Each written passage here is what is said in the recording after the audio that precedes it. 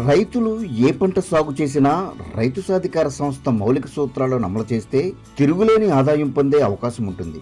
వీటిని అనుసరిస్తున్న అధిక శాతం రైతాంగం మెరుగైన ప్రయోజనాలు పొందుతున్నారు. ఇలాంటి వారిలో రైతు పద్మావతి ముందు వరుసలో ఉంటారు.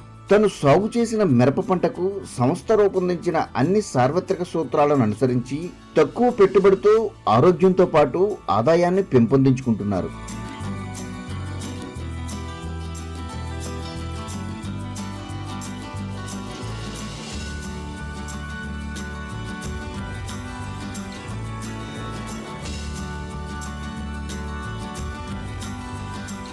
రైతు పద్మావతి 4 ఏళ్ల నుంచి ప్రకృతి పద్ధతిలో సాగు చేస్తున్నారు.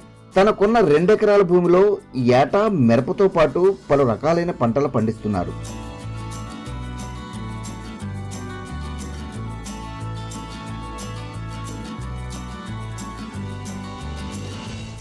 అందరికీ నమస్కారం అండి. నా పేరు నాసిన పద్మావతి. మాది ఈపూరు గ్రామం, ఈపూరు మండలం, పల్నాడు జిల్లా. నేను 6వ తరగతి దాకా చదువుకున్నానండి. మా అమ్మా నాన్నలు వ్యవసాయం చేసే కుటుంబం నుంచే వచ్చానండి. నేను ఇక్కడ పెళ్ళైన తర్వాత కూడా మా వారు కూడా వ్యవసాయం చేస్తూ ఉండేవాళ్ళు. మేము గత 15 సంవత్సరాలుగా వ్యవసాయం మీద మాకు అనుభవం ఉందండి. గత 5 సంవత్సరాల నుంచి ఈ ప్రకృతి వ్యవసాయ పద్ధతిలో సాగు చేస్తున్నామండి. ప్రధానంగా మిరప వేస్తామండి. పెట్టుబడి లేకుండా మిరప సాగు చేస్తున్నాము. దీనిలో భాగంగా గత ఏడాది తొలకరికి ముందు పిఎండిఎస్తో ప్రారంభించి అప్పటికే సాగు చేసిన పిఎండిఎస్ పంటలను కలిపి దుక్కు చేసి బీజామృతంతో శుద్ధి చేసిన మిరప విత్తనాలు నాటుకున్నారు. వీటిలో అంతర పంటలుగా ఆకుకూరలు, కూరగాయలు, దుంపజాతితో పాటు ఎర్ర పంటలు సాగు చేశారు.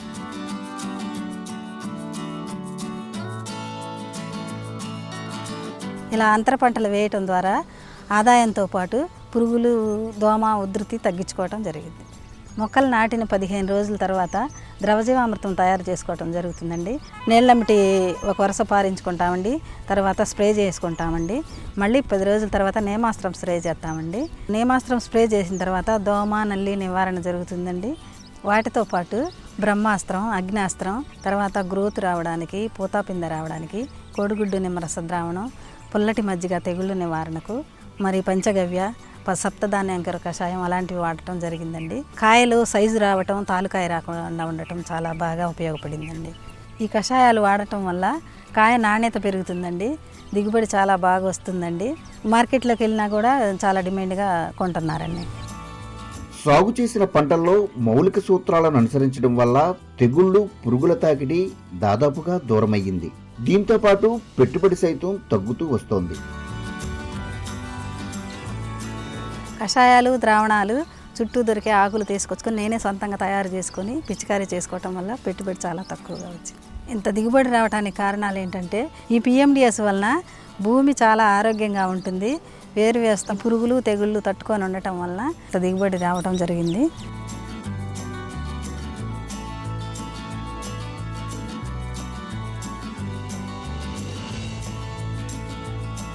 ఈ క్రమంలో నాణ్యమైన ఉత్పత్తులు దిగుబడి వచ్చాయి. కూరగాయలు, ఆకుకూరలతో పాటు దుంపజాతులను ఇంటి అవసరాలకు వినియోగించుకుంటున్నారు.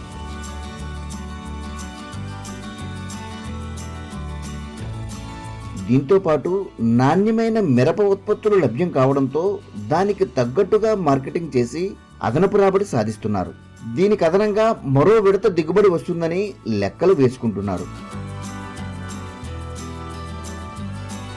అయితే మిరపకాయలు సేకరించే పనిలో ఎక్కువ మంది కూలీలకు జీవనోపాధి కల్పించి పరోక్షంగా వారి కుటుంబాలకు అండగా నిలుస్తున్నారు.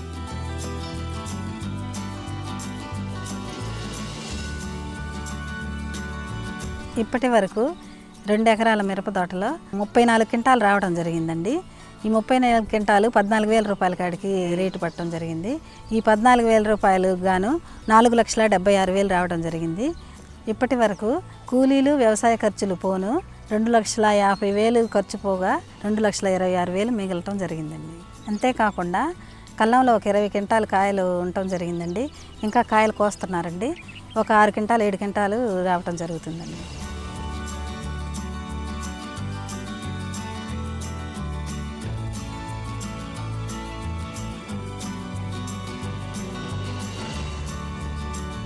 ఈ విధంగా సాగులో అన్ని విధాలుగా ప్రయోజనం పొందుతున్న రైతు పద్మావతిని తోటి రైతులు అనుసరించేందుకు నిర్ణయించుకున్నారు.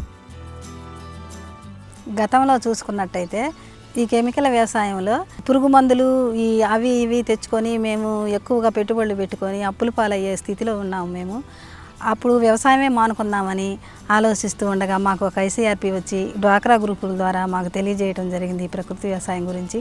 ఆయన చెప్పిన ప్రకృతి వ్యవసాయం పాటించడం వల్ల మాకు సంవత్సరానికి 3 లక్షల ఆదాయం రావటం జరిగింది. మేము ఆరోగ్యవంతంగా మా పిల్లలతో మేము సంతోషంగా ఉండటం జరిగింది. మా అప్పులన్నీ పోయి మేము చాలా ఆనందంగా ఉండటం జరిగింది.